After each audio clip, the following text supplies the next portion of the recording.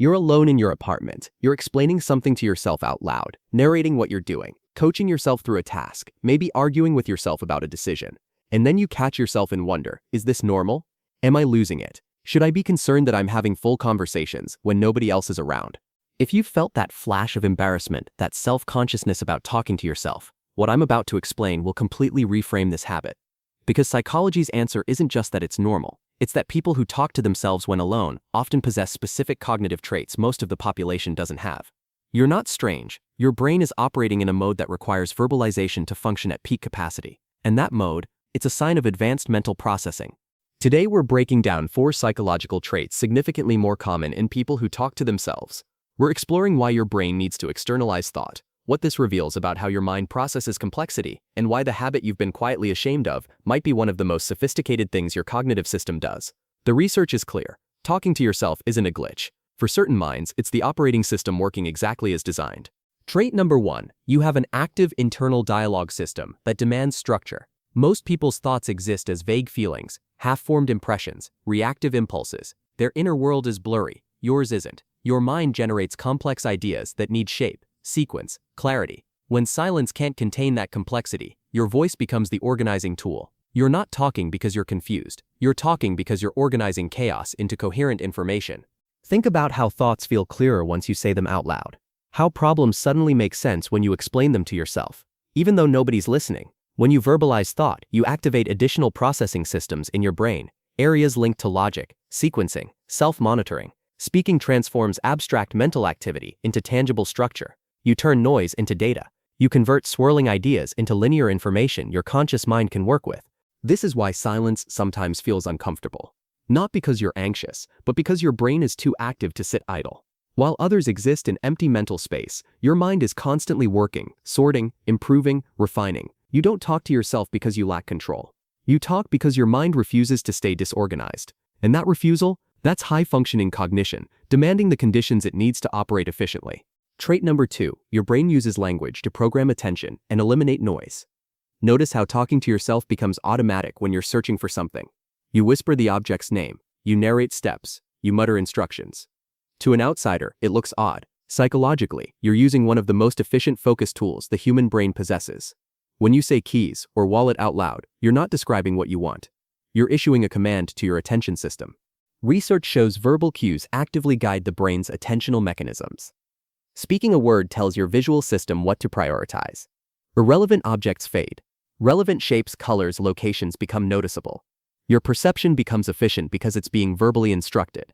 Most people rely on passive attention, hoping something catches their eye. You actively program focus. You give your brain a clear target and eliminate competing stimuli. This is why people who use self-talk often appear unusually efficient under pressure.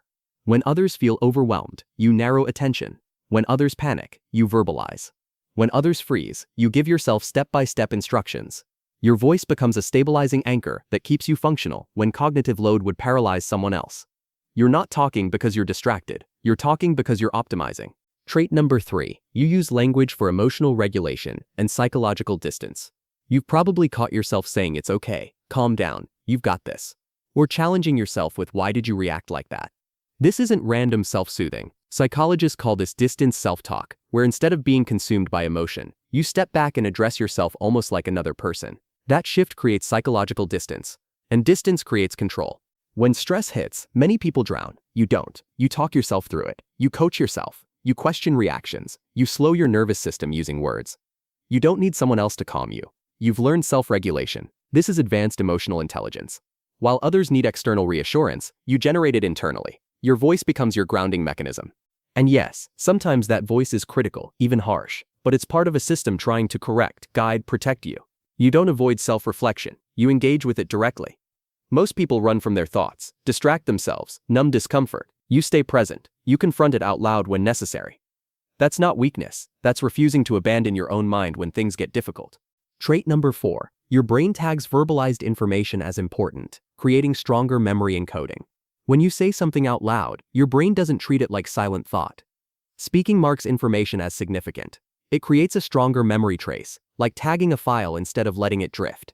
You're not just thinking, you're actively saving. This is why you repeat instructions, rehearse plans aloud, summarize experiences to yourself. You're reinforcing memory through verbalization. You don't trust important information to passively stick, you secure it. But memory is just surface. The deeper truth is that talking to yourself reveals a mind processing complexity most people never reach. Your thoughts aren't simple, reactive, surface level. Your mind runs simulations, revisits ideas, evaluates outcomes, questions, assumptions. When that process stays internal, it creates pressure. Your voice becomes the release valve. This is why you often arrive at clarity after speaking, not before. Talking doesn't follow understanding, it creates understanding. You speak ideas into existence and then shape them. That ability signals cognitive flexibility. You're not rigid, you're adaptive. You let ideas evolve. You're willing to hear your thoughts and challenge them. Most people never do that. They believe whatever first comes to mind and defend it blindly. You question yourself, you correct yourself, you improve your reasoning in real time. That takes both humility and intelligence. There's another trait here that rarely gets discussed: self-trust. People who talk to themselves often trust their inner voice more than external opinions. You don't immediately look outside for answers. You consult yourself first. You reason things through. You debate internally. You don't outsource your thinking. This is why you can spend long periods alone without feeling empty. Your internal dialogue is rich. It challenges you. It keeps you company. It pushes you forward. To someone who depends on constant external stimulation, that looks strange. To psychology, it looks like autonomy. So here's the reframe that changes everything. Talking to yourself isn't evidence of instability. It's evidence of mental presence. You stay with your thoughts instead of running from them. You face your emotions instead of numbing them. You reason your way through stress instead of pretending it isn't there. That takes strength. It takes courage to trust your own voice in a world that constantly tells you to listen outward instead of inward. Many people need constant reassurance, constant feedback, constant noise. You don't. You have a built-in system for reflection and regulation. Think about how often your self-talk has helped you make sense of something difficult. How often it's guided you through stress, helped you focus, pulled you back from spiraling. You didn't wait for rescue. You talked yourself through it. You became your own anchor. People who talk to themselves often have a strong internal relationship. You're not disconnected from yourself. You're deeply connected. You know your thoughts. You hear your emotions. You recognize when you're drifting and bring yourself back. In psychology, that's self-awareness, and it's one of the rarest traits there is. So the next time you catch yourself talking out loud, don't stop in embarrassment. Remember what it actually means. It means your mind is active. It means you're engaged. It means you're thinking in a way that doesn't fit into quiet boxes. You don't need to be quieter. You don't need to be normal. You just need to understand yourself. Because once you do, the habit that felt strange starts to feel familiar, even comforting. It becomes proof that you're present with your own mind, not lost in it. Let me ask you something. Do you talk to yourself more when you're thinking deeply, when you're stressed, or when you're trying to solve something complex? Drop a comment with whichever fits you best. And if you want more psychology that explains the quiet, private habits people never discuss, subscribe. This channel exists for minds that operate beneath the surface, the ones that don't always make sense to the world but make perfect sense once you understand them. You're not strange. You're not unstable. You're simply someone whose mind is active enough to speak.